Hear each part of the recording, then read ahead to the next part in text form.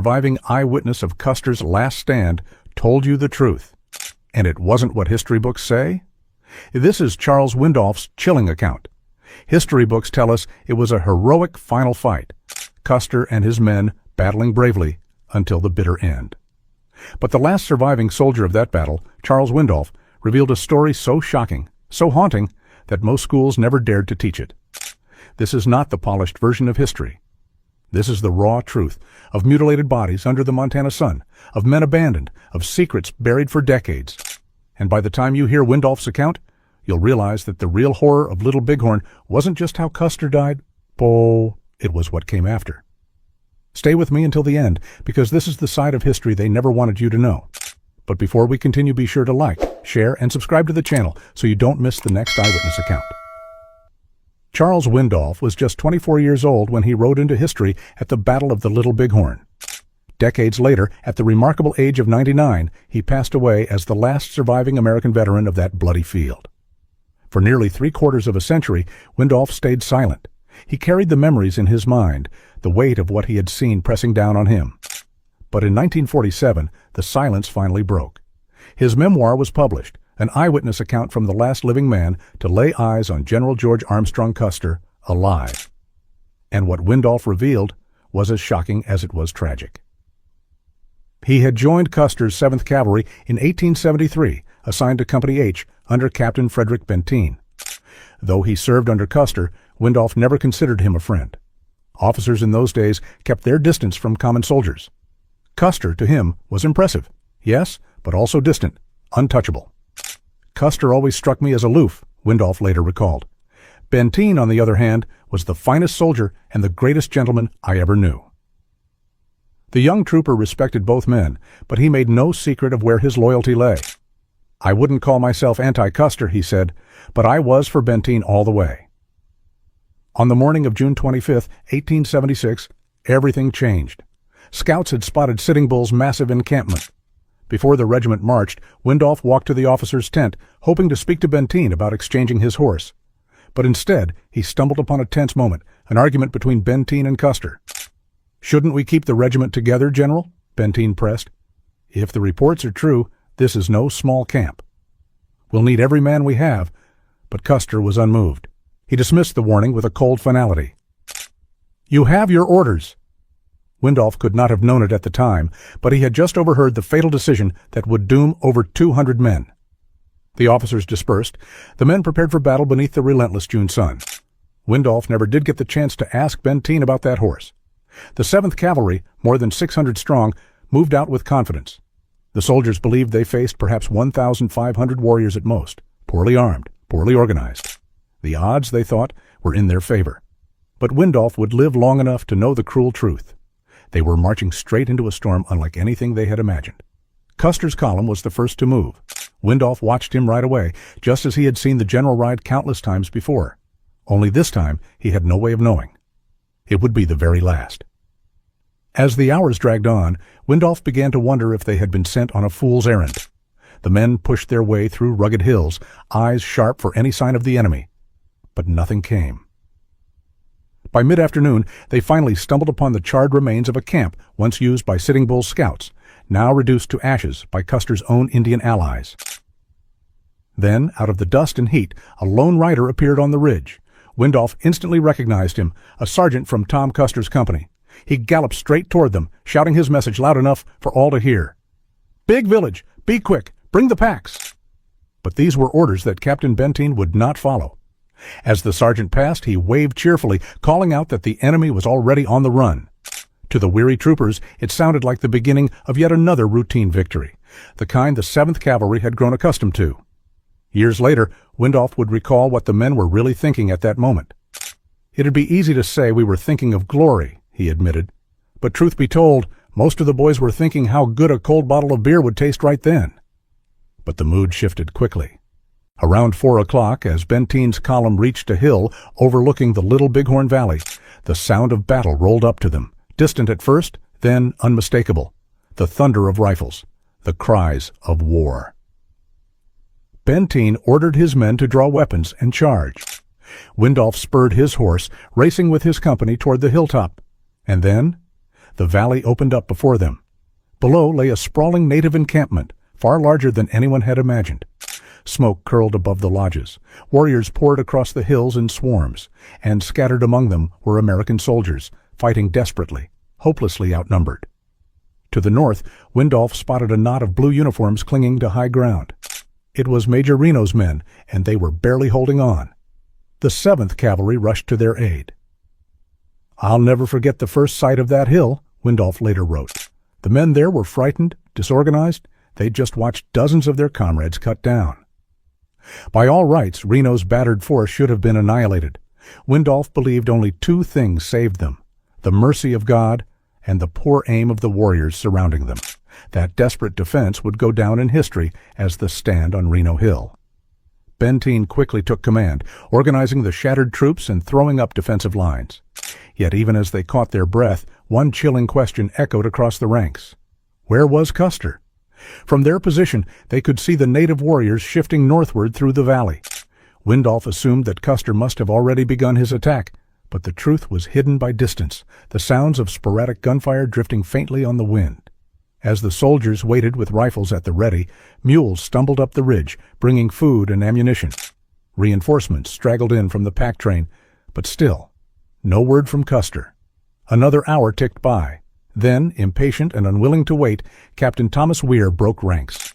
He spurred his horse forward, climbing to a rise that would later bear his name, Weir Point, desperate to discover what had become of the regiment's commander.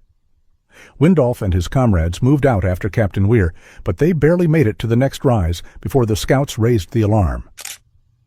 The warriors were coming, fast, and in overwhelming numbers. Lieutenant Edward Godfrey's C Company scrambled into position, throwing up a thin defensive line to hold back the onslaught. Their desperate stand was the only thing buying the rest of the command time to fall back toward Reno Hill. It was only a taste of what was to come. When Windolph reached Reno Hill, his heart sank. The place was no fortress. There was little natural cover for man or horse, and from the east a higher ridge loomed, perfect ground for native sharpshooters to rain down fire. Windolph and the men of Company H were ordered to hold the southern face of the hill. With nothing else to work with, they piled up saddles, boxes of food, and loose dirt to form makeshift barricades. It wasn't much protection at all, Windolph later admitted, but it made you feel a little safer. The warriors quickly encircled the hilltop. Then began the endless torment, a ceaseless torrent of bullets and arrows screaming overhead. Luckily for the besieged cavalry, the attacks were scattered, uncoordinated. There was no great unified charge, no single overwhelming blow. Instead, the pressure was constant, grinding the men down, but never breaking them completely. Hour after hour the battle raged beneath the burning sun. By the time darkness fell, more than a dozen troopers lay dead, and 36 more had been carried off wounded. Windolph never counted how many warriors he shot that day. He admitted later that the faces of those he killed had already blurred together in his memory. Night brought no peace. There was no moon to guide them, only the glow of fires flickering in Sitting Bull's great encampment below. From the valley drifted the low thrum of drums and war songs, an eerie counterpoint to the cries of the dying echoing across the hilltop. Windolph confessed he had never felt so utterly alone. "We felt 1,000,000 miles from nowhere," he said. "Death was all around us." And yet, even in that suffocating darkness, their thoughts kept turning back to Custer. Surely he and his men could not all be gone. Surely Custer the Lucky had found some way through. As the first pale light of dawn crept across the horizon, Windolph and the others clawed at the earth with bayonets, knives, even tin plates, digging shallow ditches, anything that might keep them alive for one more day. Beside him, his closest comrade, Private Julian Jones, worked shoulder to shoulder, both men silently praying they'd see another sunrise. The digging was nearly finished when tragedy struck. Private Julian Jones, Windolph's closest friend, stood to peel off his heavy overcoat. In that instant, a rifle cracked.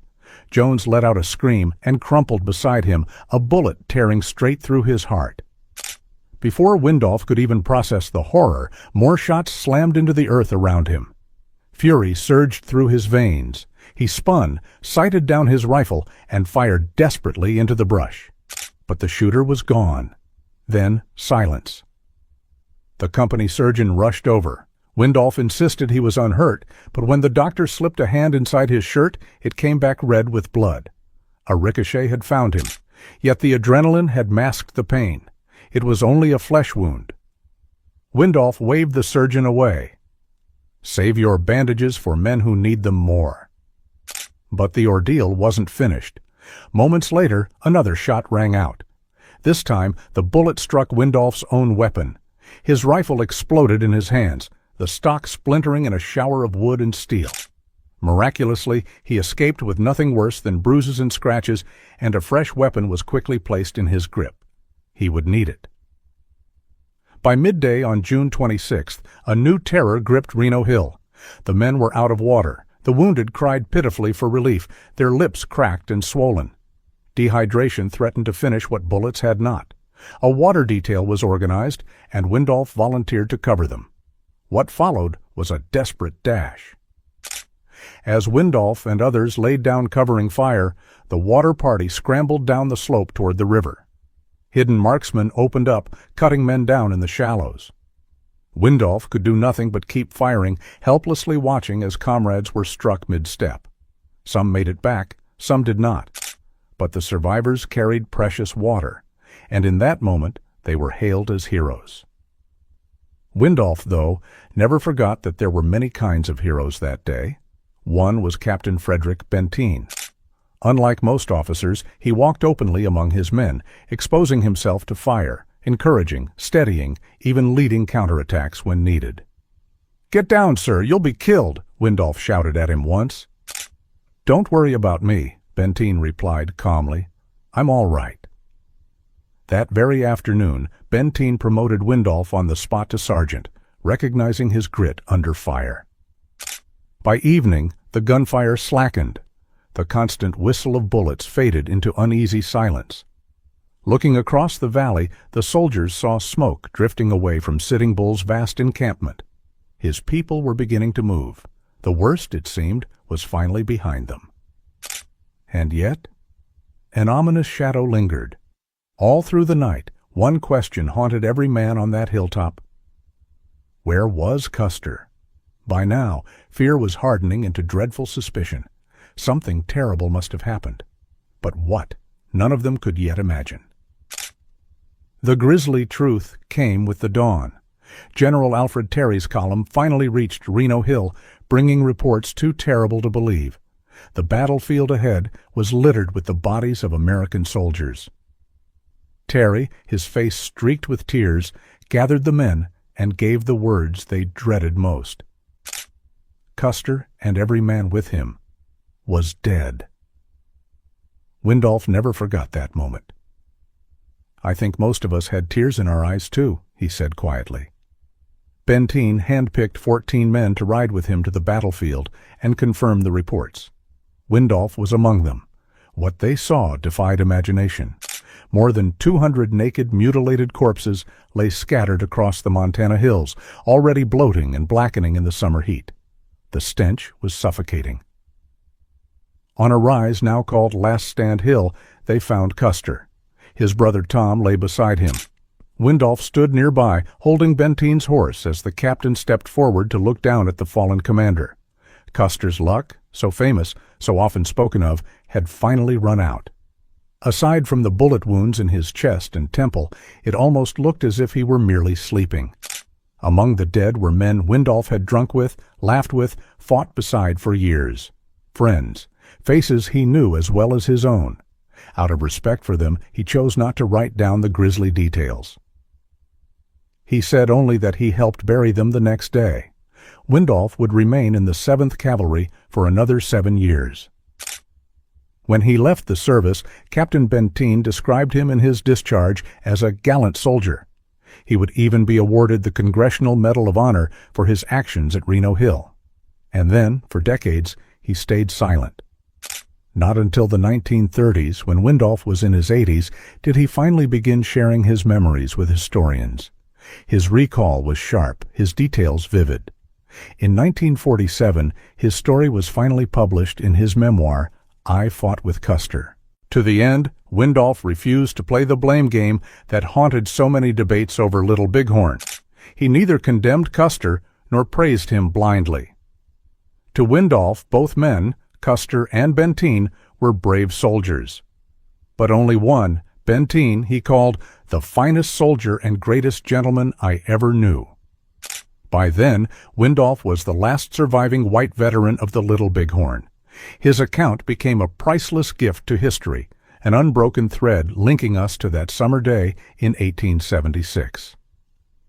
Charles Windolph passed away peacefully in 1950 at 99 years old.